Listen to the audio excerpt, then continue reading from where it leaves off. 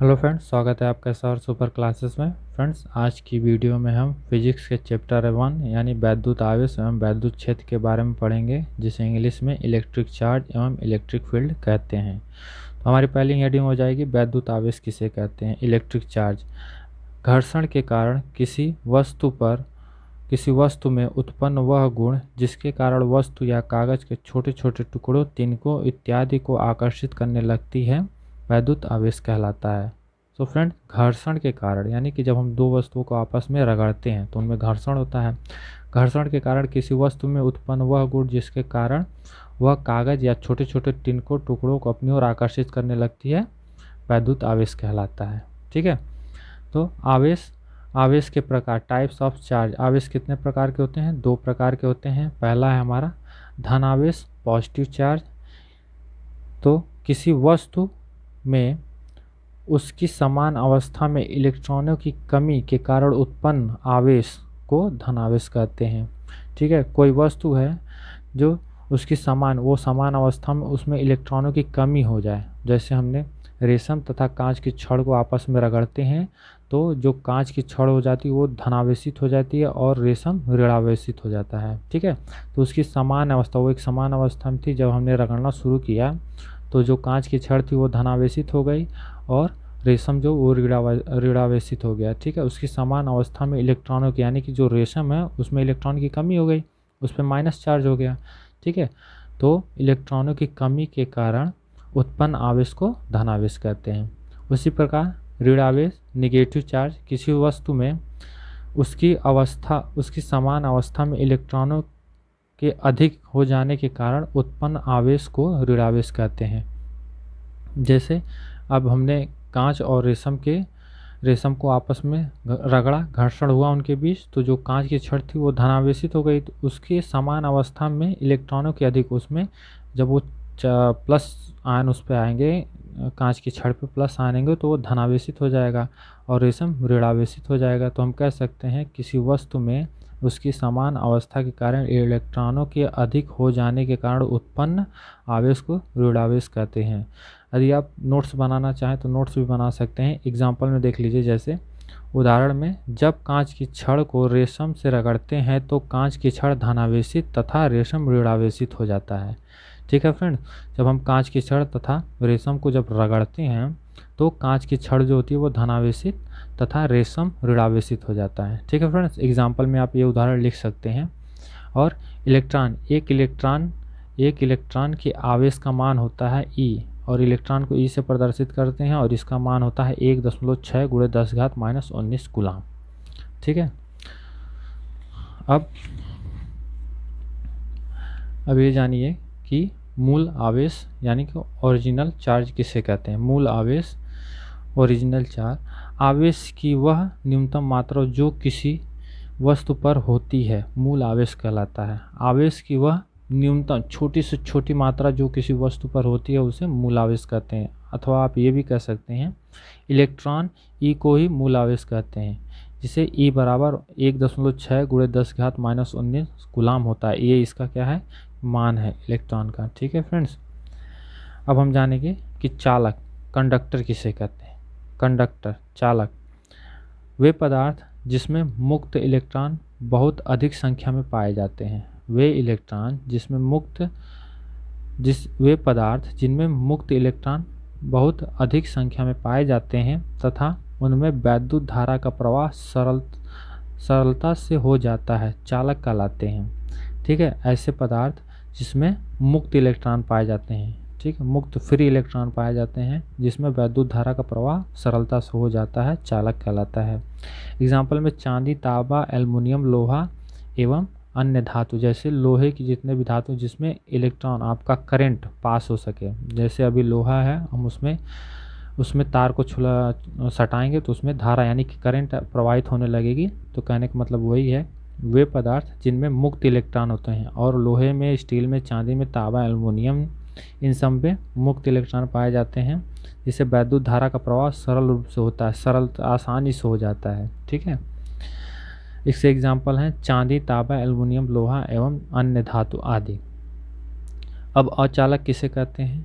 या वैद्युत रोधी जिसमें विद्युत का प्रवाह ना हो आसानी से, ठीक है, या विद्युत का प्रवाह ना हो, तो वे पदार्थ जिनमें मुक्त इलेक्ट्रॉनों की संख्या लगभग नगण्य होती है। नगण्य मीन्स नहीं कब कह सकते हैं, या एकदम ज़ीरो शून्य के बराबर नगण्य होती है, तथा उसमें वैद्युत धारा का प्रवाह नहीं होता है, उसे वैद्युत रोधी या अचालक कहते हैं। जैसे चमड़ा हो गया, गंधक हो गया, बेकेलाइट हो गया, लकड़ी हो गया आदि। इन सब में सूखी लकड़ी अगर है तो उसमें धारा प्रवाहित नहीं होगी। अगर हम सूखी लकड़ी को तार से सटा दें, खुले तार से, तो उससे हमें झटका नहीं लगता है। तो वो सूखी लकड़ी भी एक अचालक का उदाहरण है, ठीक है। और जो सूखी लकड़ी है, चमड़ा है, इन सब में इलेक्ट्रॉन नहीं होते हैं, मुक्त इलेक्ट्रॉन होते ही नहीं, नगण्य होते हैं, ठीक है। अगला देखिए, परावैद्युत डिइलेक्ट्रिक वे चालक पदार्थ जिनमें वैद्युत प्रवाह बिना वैद्युत चालन के संचरित होती है। वे अचालक पदार्थ जिसमें वैद्युत प्रवाह बिना वैद्युत चालक के संचरित होती है उसे परावैद्युत कहते हैं। जैसे कांच हो गया, मोम हो गया, रबड़ हो गया, कागज आदि। इन अचालकों पदार्थ में वैद्युत प्रवाह बिना वैद्युत चालन के संचरित होती है, ठीक है फ्रेंड। अगला अर्धचालक किसे कहते हैं? सेमीकंडक्टर। अर्धचालक वे पदार्थ जिनमें चालकता चालकों से काफ़ी कम होती है और चालकों से अधिक होती है, अर्धचालक कहलाते हैं। वे पदार्थ जिनकी चालकता चालकों से काफ़ी कम तथा अचालकों से अधिक होती है, ठीक है। वे पदार्थ जिनकी चालकता चालकों से काफ़ी कम होती है, ठीक है, तथा अचालकों से अधिक होती है, उन्हें अर्धचालक कहते हैं। एग्जाम्पल में कार्बन, सिलिकॉन, जर्मेनियम, सेलेनियम इत्यादि, ये एग्जाम्पल हैं अर्धचालक के। अब हम आगे पढ़ेंगे कि आवेश संरक्षण के नियम। आवेश संरक्षण क्या है? आवेश संरक्षण के नियम, law of conservation of energy, ठीक है। आवेश जो है, आवेश संरक्षण के नियमानुसार आवेश न तो उत्पन्न किया जा सकता है और न ही नष्ट किया जा सकता है, इसका केवल पुनर्वितरण किया जा सकता है। पुनर्वितरण में एक वस्तु में से दूसरे वस्तु में स्थानांतरण, पुनर्वितरण किया जाता है, एक रूप से दूसरे रूप में परिवर्तित किया जा सकता है, ठीक है। जैसे मान लीजिए दो लोहा है, एक लोहे को हमने गर्म किया और दूसरे लोहे को हमने ठंडा रखा, तो जब गर्म लोहे को हम ठंडे लोहे के पास ले जाएंगे तो उसमें देखिए ऊष्मा का स्थानांतरण होता है और इलेक्ट्रॉनों का भी स्थानांतरण होता है, जिससे दूसरा लोहा भी गर्म हो जाता है। जब तक दोनों लोहे का समान ताप न हो जाए तब तक इलेक्ट्रॉनों का स्थानांतरण होता रहता है, ठीक है। अब हमारी अगली हेडिंग है वैद्युत आवेशों के मूलभूत गुण, basic property of electric charge. इसकी बेसिक प्रॉपर्टी क्या है? वैद्युत आवेश में निम्नलिखित मूलभूत गुण पाए जाते हैं। पहला है हमारा आकर्षण एवं प्रतिकर्षण। तो आकर्षण क्या होता है और प्रतिकर्षण क्या होता है, पहले आप लोग ये जान लीजिए।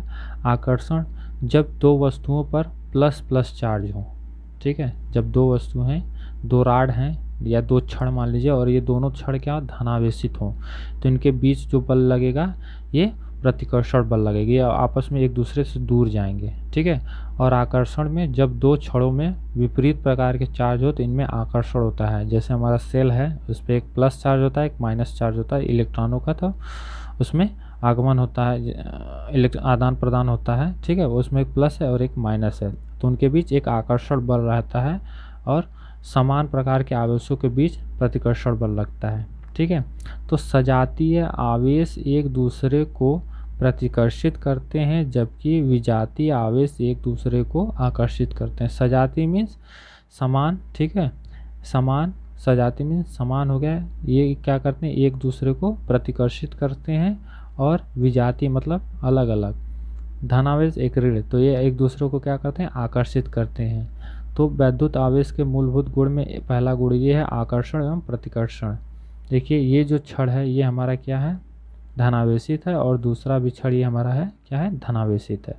और आकर्षण में ये जो छड़ हमारा रेशम की रगड़ी हुई कांच की, ये हमारी कांच की छड़ है, और बिल्ली की खाल से रगड़ी हुई एबोनाइट की छड़, ठीक है। एबोनाइट की छड़ जो कि ऋणावेशित होती है। हमने आवेश में एग्जाम्पल दिया था ना, कांच की छड़ एवं रेशम को जब हम आपस में रगड़ते हैं तो कांच की छड़ धनावेशित तथा रेशम हमारा ऋणावेशित हो जाता है। ठीक है फ्रेंड्स, तो एग्जाम्पल में आप ये लिख सकते हैं फिगर बना करके। और आगे और अगली प्रॉपर्टीज देखिए, आवेश का संरक्षण। इसमें आवेश का संरक्षण अभी हमने आपको बताया। आवेश के संरक्षण में आवेश न तो उत्पन्न किया जा सकता है, आवेश के नियमानुसार आवेश न तो उत्पन्न किया जा सकता है और न ही नष्ट किया जा सकता है, इनका केवल पुनर्वितरण हो सकता है। ठीक है, तो आवेश का संरक्षण में अभी हमने आपको बताया। एग्जाम्पल में हो जाएगा, जब किन्हीं दो वस्तुओं जैसे कांच की छड़ तथा रेशम को परस्पर रगड़ा जाता है तो एक वस्तु धनावेशित तथा दूसरी वस्तु ऋणावेशित हो जाती है। तो जब हम दो वस्तुओं को आपस में रगड़ते हैं तो एक वस्तु यानी कांच की जो छड़ है वो हमारी धनावेशित हो जाती है और रेशम जो है वो हमारा क्या हो जाता है, ऋणावेशित हो जाता है। आवेशों का केवल एक वस्तु से दूसरे वस्तु में स्थानांतरण होता है। ठीक है, जैसे हमने रगड़ा तो एक वस्तु क्या हो गई, धनावेशित और दूसरी ऋणावेशित हो गई। ठीक है, और तीसरा क्या है, आवेश का वेग का प्रभाव। आवेश पर वेग का प्रभाव, effect of velocity on charge. आवेश पर यानी कि आवेश का वेग, उसकी चाल क्या होती है, उस पर क्या प्रभाव पड़ता है।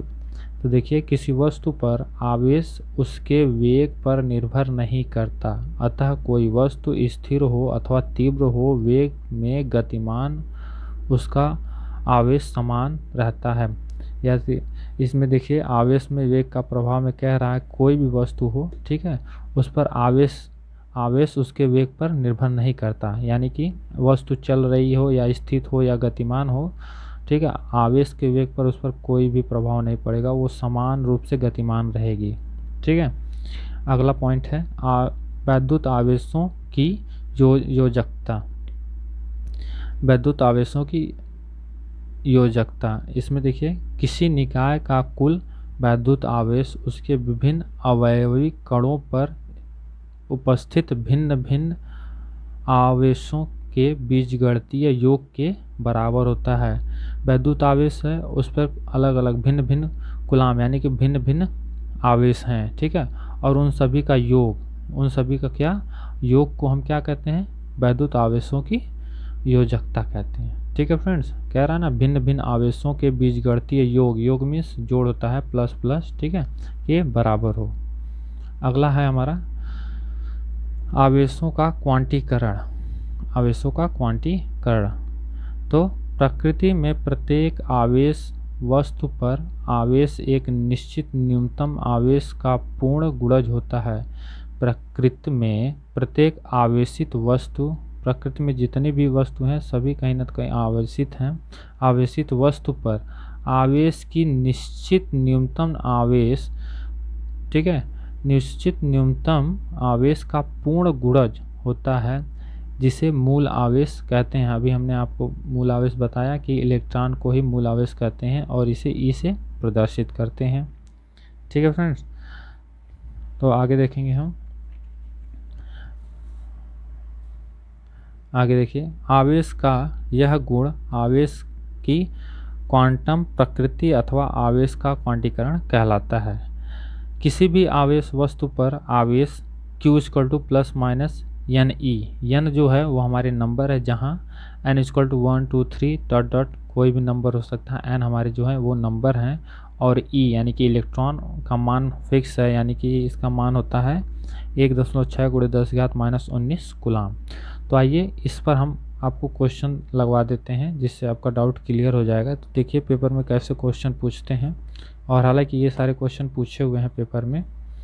तो कह रहा है, धातु की एक टुकड़े पर प्लस नैनो माइक्रोकूलाम आवेश स्थापित करने के लिए कितने इलेक्ट्रॉन धातु के टुकड़ों से स्थानांतरित करने होंगे।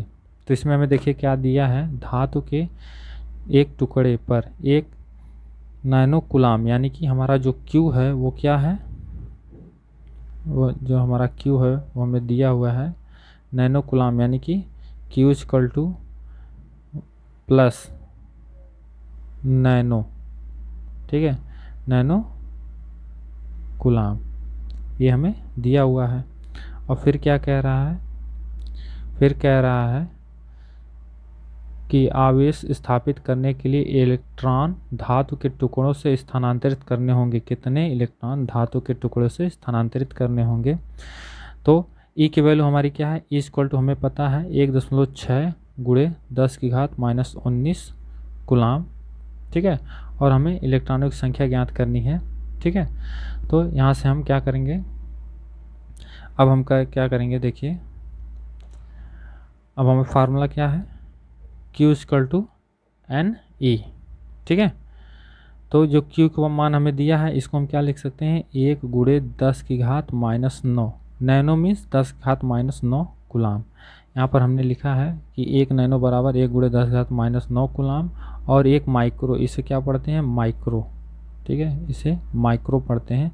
1 माइक्रो बराबर 1 गुणे 10⁻⁶ कूलाम, ठीक है फ्रेंड्स। तो हमें n की वैल्यू चाहिए, तो n इक्वल टू क्या हो जाएगा, Q अपॉन ई। हम मान रख देंगे Q की वैल्यू क्या है, 1 गुणे 10⁻⁹ कूलाम बटे ई की वैल्यू क्या है, 1.6 गुणे 10⁻⁹ कूलाम। कूलाम से कूलाम कट गया, अब ये क्या हो जाएगा, 1 बटे 1.6 गुणे ये 10⁻⁹ और ये 10⁻⁻19 ऊपर जाएगा तो ये क्या हो जाएगा, +19 हो जाएगा, ठीक है। अब हम क्या करेंगे, सब्सट्रैक्ट कर देंगे Q इक्वल टू, इसमें क्या करिए, एक अंक बाद दशमलव है, ठीक है। तो आप क्या करिए, सीधे से 10 से ऊपर नीचे गुणा कर लीजिए दशमलव हटाने के लिए, नहीं तो आप 16 से 1 में भाग दे दीजिए, 16 से 1 में भाग दे दीजिए, यहाँ पे 16 से 1 में भाग दे दीजिए सबसे अच्छा। तो यहाँ पे 16 में 1 भाग जाएगी नहीं, तो दशमलव लगाएंगे, 0 हो गया, 2 0 बढ़ा लेंगे, ठीक है। तो क्या आ जाएगा, 16 16 32 16 43 16 चौक 16 85 16 छक 96। हम ऐसे नंबर इतनी बार गुणा करेंगे कि 100 से कम आए, तो 16 छके 96, घटा दिए 4 हो गया 0, 16 दूना 32, 2 बार में 32, 8 हो गया, दशमलव लगा है 0, 16 5 80 कट गया, ठीक है। हमारा कितना आ गया है, 0.6625। तो यहाँ पे देखिए दशमलव पहले से है, ठीक है, और यहाँ पे एक अंक बाद दशमलव चाहिए, ठीक है फ्रेंड्स। मान लीजिए हमने इसे दशमलव हटा दिया, क्या हो जाएगा, 10/16 गुणे 10 की घात कितना, 10 इलेक्ट्रॉन। अब क्या करेंगे, इसे 16 से हमने इसमें भाग दिया है, ठीक है, 16 से हम इसमें भाग दिए हैं, तो कितना आया है, 0.605 गुणे 10 की घात 10 इलेक्ट्रॉन।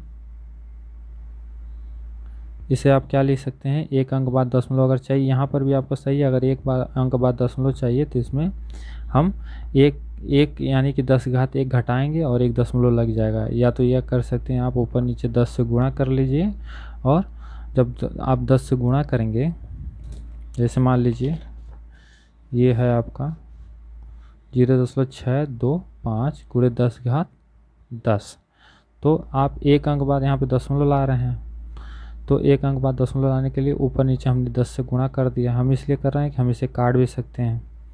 अब क्या करिएगा, इसमें हम 625 में 10 का गुणा कर रहे हैं, तो 625 गुणे 10 कितना हो जाएगा, 6250, ठीक है, 6250। कितने अंक बाद दशमलव है, 1 2 3, 3 अंक बाद दशमलव है, तो 1 2 3 अंक बाद यहाँ पर हम दशमलव लगा दिए, ठीक है। तो हम इसको क्या लिख सकते हैं, 6.25, 0 भी लिख सकते हैं, नहीं भी लिखेंगे तो कोई दिक्कत नहीं। अब गुणा 10 की घात, ये क्या है 10, और ये एक घात 1 है, ये ऊपर जाएगा तो -1 हो जाएगा, यानी कि 10 घात 1 घटाएंगे तो क्या हो जाएगा, 6.25 गुणे 10 की घात 9 इलेक्ट्रॉन, ठीक है। अब समझ में आ गया होगा कि कैसे हुआ है। तो Q की वैल्यू क्या हो जाएगी, 6.25 गुणे 10 की घात -9 इलेक्ट्रॉन, ठीक है फ्रेंड्स, ये हमारा आंसर हो जाएगा, ठीक है। ठीक इसी प्रकार अगला क्वेश्चन देखिए, अगर आपको क्वेश्चन आ रहा है तो आप वीडियो को पॉज करके सॉल्व कर सकते हैं। कह रहा है कि एक चालक पर 1500 इलेक्ट्रॉनों की कमी है, इस पर आवेश की मात्रा तथा प्रकृति ज्ञात कीजिए। तो इसमें देखिए क्या दिया हुआ है, 1500 इलेक्ट्रॉन, यानी कि n इक्वल टू क्या दिया है, 1500 इलेक्ट्रॉन। ठीक है, इलेक्ट्रॉन दिया हुआ है और क्या दिया है, आवेश की मात्रा ज्ञात करनी है, यानी कि Q का मान हमें ज्ञात करना है।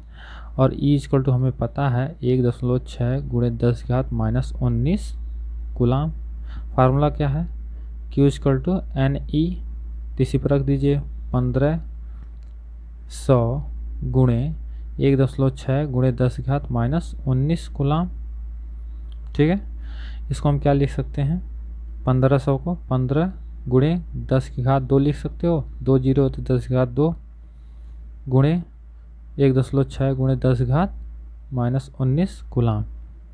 ठीक है, तो अब क्या करिए, 15 को गुणा 16 में करिए, 15 को गुणा 16 में कर दीजिए, कितना हो जाएगा, 15 छक्का 90, जीरो हो गया, हासिल 9 और 15 कम 15 और 15 9 कितना हो जाएगा, 24। ठीक है, कितने अंक बाद दशमलव, एक अंक बाद दशमलव, तो एक अंक यहाँ पे दशमलव लगा दीजिए, गुणे हो गया 10⁻⁻19 और ये 10⁻+2 है, तो यहाँ पे +2 हो जाएगा कूलाम। अब क्या हो गया, 24 गुणे 10, आप 24.0 भी लिख सकते हैं, 24 भी लिख सकते हैं। ठीक है, क्योंकि 24 दशमलव यानी कि उसके जो हमारा राइट साइड पे दशमलव है तो उसके बाद कितना हो जीरो रहे, कोई मतलब नहीं, आप लिख सकते हैं। तो 19 में से 2 जाएगा तो कितना आएगा, 17 आएगा। इसमें से बड़ा कौन है, 19 बड़ा है, तो इसका चिन्ह लग जाएगा और ये कूलाम हो गया। ठीक है, यहाँ पर भी आपका सही है, पर अगर बीच में दशमलव चाहिए तो 10 से हम क्या गुणा भाग कर दे रहे हैं।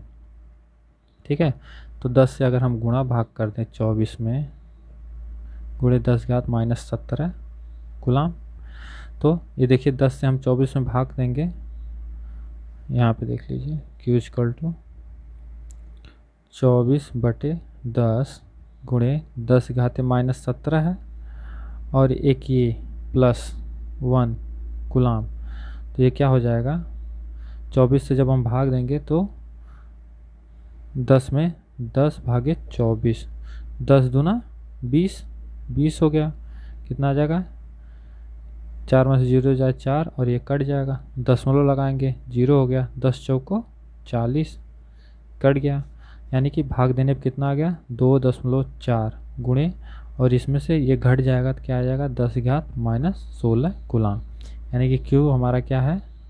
ठीक है, आई होप कि आपको क्वेश्चन अच्छे से समझ में आ रहे होंगे, और भी हम क्वेश्चन इस पर लगवाएंगे ताकि आपको जो डाउट्स है वो क्लियर हो जाए। देखिए और क्वेश्चन हम लाएं आपके लिए। क्वेश्चन है, पहली चीज़ आप लोग ये याद रखिएगा कि भौतिक नियतांकों का प्रयोग मान, यानी इलेक्ट्रॉन पे आवेश कितने हैं, E की वैल्यू होती है 1.6 गुणे 10⁻⁻19 कूलाम, माइनस में भी होती है। ठीक है, प्रोटॉन का आवेश प्लस में होता है 1.6 गुणे 10⁻⁻19 कूलाम। अल्फा कण का आवेश क्या होता है, 3.2 गुणे 10⁻⁻19 कूलाम। ठीक है फ्रेंड्स, तो देखिए ये सारे क्वेश्चन जो है ये कहीं ना कहीं पूछे हुए गए हैं। 2008 में पूछा गया, 2010 और 17 में पूछा गया, 2016 में पूछा गया, 2010, 11, 12 तीनों साल ये क्वेश्चन देखिए वेरी इंपॉर्टेंट है, ये लगातार 3 साल पूछे गए हैं। तो हम इस पर से आपको क्वेश्चन लगवा दे रहे हैं। अगर आपको क्वेश्चन आ रहा है तो वीडियो पॉज करके आप लगा भी सकते हैं। ठीक है, तो पहला क्वेश्चन क्या है, एक आवेशित चालक में 4000 इलेक्ट्रॉन बाहुल्य में हैं, चालक में उपस्थित किसी आवेश तथा उसकी प्रकृति बताइए। तो देखिए क्या कह रहा है, पहले में ये कह रहा है कि एक आवेशित चालक में 4000 इलेक्ट्रॉन बहुमूल्य में है, चालक में उपस्थित आवेश कुल आवेश तथा उसकी प्रकृति बताइए।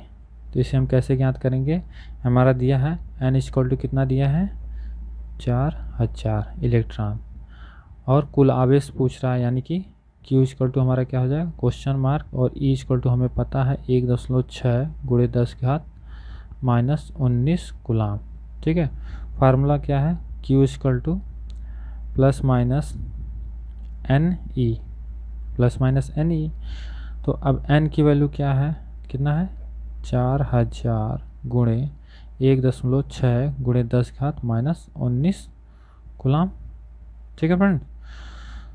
अब इसमें देखिए n की वैल्यू यानी कि फार्मूला यानी कि ऋणावेशित हो कुल आवेश ये प्रकृति बताइए तो हो जाएगा। इसको हम क्या लिख सकते हैं 4 गुणे 10 की घात, कितने जीरो हैं 1 2 3 जीरो होते हैं, इसे 3 लिख सकते हैं 10 की घात, और गुणे इसको क्या लिख सकते हैं 16.6 गुणे 10 की घात -19 कूलाम। अब 16 चौको 64, 16 चौको 64 तो 64 हो गया।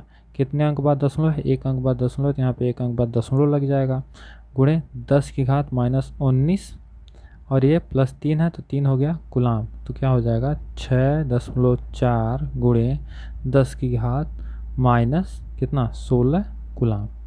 ठीक है फ्रेंड्स, यानी कि Q की वैल्यू क्या आ जाएगी 6.4 गुणे 10 की घात 16 कूलाम। और ये इसकी प्रकृति कैसी होगी, ऋणावेशित होगी। ठीक है, इसकी प्रकृति कैसी होगी, ऋणावेशित होगी। यहाँ E की वैल्यू माइनस में, ठीक है, यहाँ देखिए इलेक्ट्रॉनों के का आवेश इक्वल टू 1.6 गुणे 10 की घात -19, ये माइनस में हो जाएगा।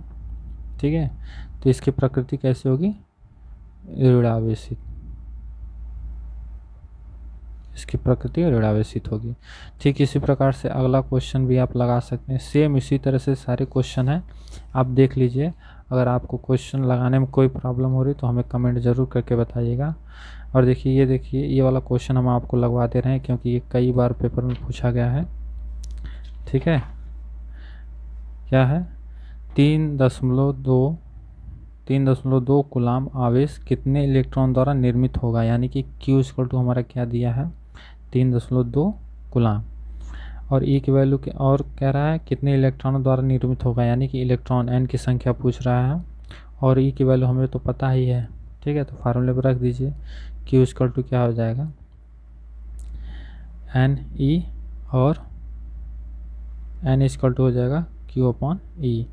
तो Q की वैल्यू क्या है 3.2, ठीक है, बटा E की वैल्यू क्या है 1.6 गुणे 10 की घात -19, ये कूलाम और ये भी कूलाम से कट जाएगा। और ये जो बटे में है देखिए दशमलव से हटा सकते हैं आप, क्योंकि एक अंक बाद दशमलव यहाँ पे भी, एक अंक बाद दशमलव यहाँ पे, तो इसे 32/16 लिख सकते हैं। ठीक है, और गुणे 10 की घात -19 कूलाम, 16 दूना 32, तो n इक्वल टू हो जाएगा 2 गुणे 10 की घात, और ये घात ऊपर चल जाएगी तो 19 कूलाम हो जाएगा। ठीक है, ठीक इसी तरह से देखिए ये क्वेश्चन 2 नंबर में पूछा गया होगा, अगर पूछा गया होगा तो ये कूलाम नहीं रहेगा, इलेक्ट्रॉन रहेगा। ठीक है, कूलाम से कूलाम कट गया है, कूलाम से कूलाम कट गया है। ठीक है, ये हमारा आंसर हो जाएगा। ठीक इसी प्रकार से आप इस क्वेश्चन का आंसर ज़रूर लगाइएगा कि एक चालक पर ये सारे क्वेश्चन आप लगाएंगे तो आपको अच्छे से रिवीजन भी हो जाएगा और आपको चीज़ें समझ में भी आ जाएंगी। ठीक है फ्रेंड्स, अब हम आगे चलते हैं। अगली हेडिंग है हमारी कूलाम का नियम। कूलाम का नियम या कूलाम का नियम मोस्ट इम्पॉर्टेंट है, ये पेपर में पूछता है। ठीक है, मोस्ट इम्पॉर्टेंट है कूलाम का नियम। कूलाम के नियमानुसार किन्हीं दो स्थिर बिंदु आवेशों के मध्य लगने वाला बल, वैद्युत बल, उन दोनों आवेशों की मात्राओं के गुणनफल के अनुक्रमानुपाती तथा उनके बीच की दूरी के वर्ग के व्युत्क्रमानुपाती होता है। ठीक है, मान लीजिए हमारे दो आवेश हैं, एक आवेश हमारा क्या है Q1 है और दूसरा Q2 है। इनके बीच की दूरी क्या है स्मॉल r है। ठीक है, इनके बीच की दूरी क्या है स्मॉल r है, ये हमने सपोज किया है। ठीक है, अभी हम लिखेंगे। ठीक है, हमारे दो आवेश हैं और कह रहा है यानी कि किन्हीं दो स्थिर बिंदु आवेश के मध्य लगने वाला वैद्युत बल उन दोनों आवेशों की मात्राओं के गुणनफल, यानी कि इनके बीच लगने वाला वैद्युत बल और उन दोनों आवेशों की मात्राओं के गुणनफल, यानी कि जो आवेश हैं ये हमारे, इनके गुणनफल में गुणा। ठीक है, गुणनफल के अनुक्रमानुपाती तथा उनके बीच की दूरी क्या है, स्मॉल r है, इनके बीच की दूरी के वर्ग के व्युत्क्रमानुपाती, यानी कि f इक्वल टू अनुक्रमानुपाती अपॉन r स्क्वायर। ठीक है, समीकरण नंबर 1। समीकरण नंबर 2, अगर कूलाम का नियम पूछे तो आप इतना लिख दीजिएगा, अगर फार्मूला कहे तो आपको इस तरह से लिखना पड़ेगा। ठीक है, तो हम यहाँ पे लिखेंगे, माना दो विपरीत प्रकार के आवेश Q1 एंड Q2 हैं और इनके बीच की दूरी क्या है, स्मॉल r है, तब कूलाम के नियमानुसार क्या हो जाएगा, F इक्वल टू क्या हो जाएगा, व्युत्क्रमान, यानी कि Q1 Q2 अपॉन में r स्क्वायर। ठीक है, F Q1 upon r square दोनों का मल्टीप्लाई कर देंगे। अब जब हम ये अनुक्रमानुपाती के चिन्ह हटाएंगे तो F इक्वल टू क्या आ जाएगा, 1/4 pi epsilon not Q1 upon Q2 upon में r स्क्वायर। ठीक है, या इसको समझने से पहले आप ये समझ लीजिए कि हम इसको क्या लिख सकते हैं, K equal to Q1 Q2 upon में r स्क्वायर, जहाँ पे K हमारा क्या है, एक नियतांक है। K क्या है हमारा, एक नियतांक है। लिखिएगा, सुविधा के लिए K को हम 1/4 पाई एप्सिलॉन नॉट, इसे एप्सिलॉन नॉट लिखते हैं। ठीक है, तो हो जाएगा बल, इनके बीच लगने वाला बल, यानी कि 1/4 pi epsilon not Q1 upon Q2 upon में r स्क्वायर। ठीक है, ये फार्मूला निकल करके आएगा। ठीक है फ्रेंड्स, सुविधा के लिए हम इसे ये लिखते हैं। ठीक है, और हम बता दें कि 1/4 पाई एप्सिलॉन नॉट की वैल्यू होती है 9×10⁹ न्यूटन मीटर स्क्वायर प्रति कूलाम स्क्वायर, इसका मान ये होता है। ठीक है, और इसको हम क्या पढ़ते हैं, एप्सिलॉन नॉट या एप्सिलॉन 0 पढ़ लीजिए। ठीक है, इसे हम एप्सिलॉन 0 कहते हैं। तो हो गया 1/4 पाई एप्सिलॉन नॉट। ठीक है, और हम आपको बता दें एप्सिलॉन नॉट की वैल्यू होती है 8.85, यानी 8.84 या 5×10⁻⁻12 कूलाम स्क्वायर प्रति न्यूटन मीटर स्क्वायर, ये होता है। अगर हम पाई 4 गुणा पाई की वैल्यू 22/7 और पाई की वैल्यू क्या होती है 22/7, इन दोनों का मान अगर हम इसमें रखें तो हमें यही मिलने वाला है। 9×10 माइनस नहीं रहेगा, प्लस में रहेगा 10⁹ न्यूटन मीटर स्क्वायर प्रति कूलाम स्क्वायर। तो आप ये और ये दोनों मान याद रखिएगा, क्योंकि क्वेश्चन में इसकी ज़रूरत पड़ सकती है। ठीक है, तो आगे हम चलेंगे। आगे हमारा क्या है, वैद्युतशीलता।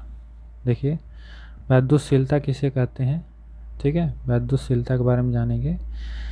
वैद्युतशीलता किसी माध्यम को, और एक चीज़ छूट रही है इसकी, यानी कूलाम के नियमानुसार हमने एक चीज़ आपको बताना भूल गए, इसका मात्रक जो होता है, बल का मात्रक क्या होता है, बल का मात्रक न्यूटन होता है, तो हमेशा ये न्यूटन ही रहेगा बल का मात्रक। ठीक है, ये बल का मात्रक न्यूटन होता है। अब आइए देखते हैं वैद्युतशीलता, किसी माध्यम की वह वैद्युत गुण जिस पर उस माध्यम में प्रकाश की चाल निर्भर करती है, उस माध्यम की वैद्युतशीलता कहलाती है। इसे एप्सिलॉन नॉट से प्रदर्शित करते हैं। ठीक है, एप्सिलॉन नॉट से प्रदर्शित करते हैं, जैसा कि हमने आपको पीछे बताया कि किसी माध्यम की वह भौतिक गुण जिस पर उस माध्यम में प्रकाश की चाल निर्भर करती है उसे माध्यम की वैद्युतशीलता कहलाती है। इसे एप्सिलॉन नॉट से प्रदर्शित करते हैं। निर्वात में वैद्युतशीलता यानी कि एप्सिलॉन नॉट का मान होता है 8.85 गुणे 10⁻⁻12 कूलाम स्क्वायर प्रति न्यूटन मीटर स्क्वायर। इसका मात्रक क्या होता है? यही होता है कूलाम स्क्वायर प्रति newton metre square. Coulomb square प्रति न्यूटन मीटर स्क्वायर, ठीक है, यही इसका मात्रक होता है। और इसका विमीय सूत्र अगर देखा जाए एप्सिलॉन नॉट का, तो निर्यात की वैद्युतशीलता का विमीय सूत्र क्या है? Coulomb square newton metre square. तो कूलाम का विमीय सूत्र क्या है? AT है। और n का विमीय सूत्र यानी कि न्यूटन का विमीय सूत्र mL/10⁻⁻2 है। और मीटर का यानी कि लेंथ, मीटर को हमेशा हम लेंथ से नापते हैं, लंबाई, तो इसका विमीय सूत्र L है। तो हम लिखेंगे C यानी कूलाम का स्क्वायर, तो AT का स्क्वायर, A का भी स्क्वायर, T का भी स्क्वायर, बटे न्यूटन का विमीय सूत्र mL/10⁻⁻2 है, तो mL/10⁻⁻2 हो गया, गुणा मीटर स्क्वायर है यानी कि मीटर का विमीय सूत्र L है, तो मीटर स्क्वायर यानी कि L स्क्वायर। अभी जितने नीचे वैल्यू है ये ऊपर जाएंगे, तो जिसकी पावर प्लस में है वो माइनस में हो जाएगी, जिसकी माइनस में वो प्लस में हो जाएगी। तो A की पावर स्क्वायर यानी T की स्क्वायर, तो हमने ये लिख दिया है। अब m ऊपर जाएगा तो माइनस में हो जाएगा, -1 इसकी पावर हो जाएगी। L ऊपर जाएगा तो -1 ये भी हो जाएगा। अब T की पावर -2 है, तो ये जब ऊपर जाएगा तो +2 में हो जाएगा। और L की पावर +2 है, तो ये ऊपर जा करके -2 हो जाएगा। अब हम देखेंगे m की पावर -2 है, तो हमने m की पावर -2 रख दिया। अब L की पावर -1 और L की पावर -2, तो माइनस माइनस दोनों हैं, -1 -2, और ये दोनों माइनस में है, तो ये क्या हो जाएगा? -3। तो हम लिखेंगे L की पावर -3।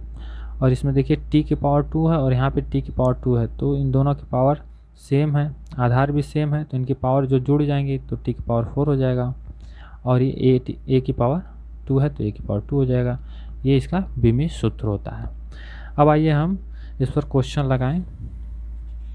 कूलाम के नियमानुसार यानी कूलाम के नियम पर हम आपको एक क्वेश्चन लगा के दिखा दें, समझा दें, ठीक है। लिखा है एक प्रोटॉन एवं एक इलेक्ट्रॉन के बीच की दूरी कितनी है? 4.0 गुणे 10⁻15 मीटर है। इनके मध्य लगने वाले बल, वैद्युत बल के परिमाण की गणना कीजिए। एक इलेक्ट्रॉन एवं एक प्रोटॉन एवं एक इलेक्ट्रॉन के बीच की दूरी कितनी है? मान लीजिए ये हमारा एक इलेक्ट्रॉन है, एक प्रोटॉन है, इनके बीच की दूरी कितनी है? 4.0 गुणे 10⁻15 मीटर, ठीक है। और एक पर क्या है? एक इलेक्ट्रॉन यानी प्लस चार्ज है, एक पर माइनस चार्ज है। मान लीजिए प्लस चार्ज है, ये माइनस चार्ज है। तो हमने आपको बताया, क्वेश्चन लगाते समय हमने आपको ये जो करवाया था कि प्रोटॉन पर देखिए, प्रोटॉन पर आवेश कितना होता है? देखिए यहाँ पे प्रोटॉन का आवेश प्लस यानी कि 1.6 गुणे 10⁻⁻19 कूलाम, ठीक है। और इस पर क्या हो जाएगा? इस पर हो जाएगा -1.6 गुणे 10⁻⁻19 कूलाम। ये दो विपरीत प्रकार के आवेश हैं और इनके बीच की दूरी क्या है? 4 गुणे 10⁻⁵ मीटर है, ठीक है। अब हम इसको सॉल्व करते हैं और इनके बीच क्या रहा? वैद्युत बल यानी कि हमें F ज्ञात करना है, F को फाइंड आउट करना है। तो हम लिखेंगे कूलाम के नियमानुसार, कूलाम के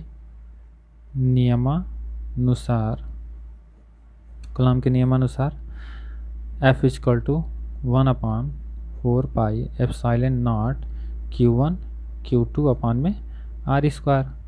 तो F = यानी कि इसकी वैल्यू क्या है? हमने आपको अभी बताया 1/4 पाई एप्सिलॉन नॉट की वैल्यू क्या है? 9 गुणे 10⁻9, ठीक है, न्यूटन मीटर स्क्वायर प्रति कूलाम स्क्वायर।